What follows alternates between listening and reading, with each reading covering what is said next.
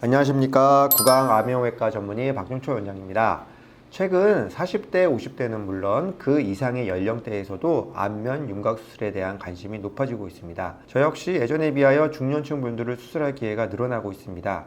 오늘은 중년에 윤곽 수술을 받으신 분 중에서 특히 광대 축소술과 안면 거상술을 함께 시행했던 실제 사례를 통해 중년 윤곽 수술의 특징과 주의사항 그리고 수술 결과까지 자세히 알려드리도록 하겠습니다.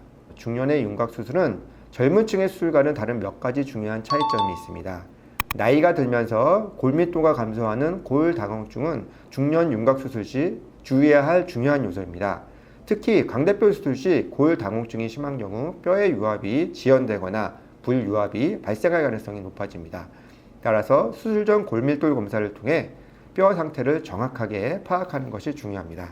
요즘은 1년에 한 번씩 받는 건강검진에 골밀도 검사가 기본적으로 포함되는 경우가 많은 것으로 알고 있습니다.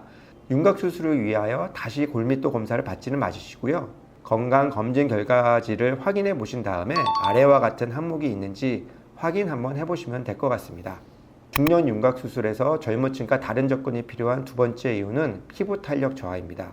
40대 이후에는 피부 탄력이 저하되면서 불독살이나 볼페임과 같은 노화 현상이 나타납니다. 광대 축소술만으로는 이러한 문제들을 해결하기 어렵습니다.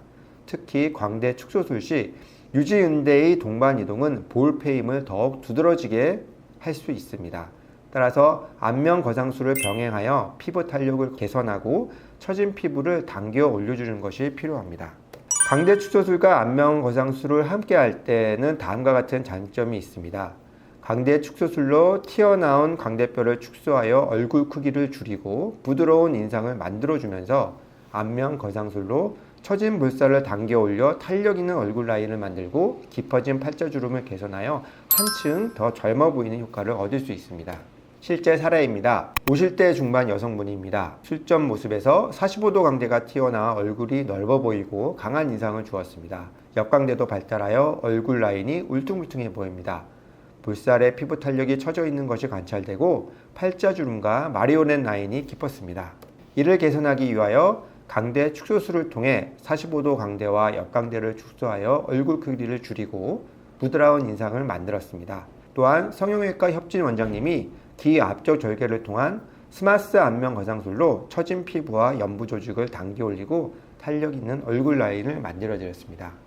3D CT 분석 결과 45도 광대와 옆광대가 효과적으로 축소되었으며 얼굴 크기가 감소하고 얼굴 라인이 매끄러워졌습니다. 수평면에서 광대의 축소를 보다 명확히 확인할 수 있습니다. 단면에서도 얼굴 폭이 줄어들고 탄력 있게 새로운 뼈에 연주직이 안착된 것을 확인할 수 있습니다. 수술 후 6개월 모습입니다. 얼굴 전체적으로 탄력이 증가하고 젊어 보이는 효과를 얻었습니다. 이처럼 광대 축소술과 안면 거상술을 병행하면 중년층에서도 만족스러운 안면 윤곽 개선 효과를 얻을 수 있습니다.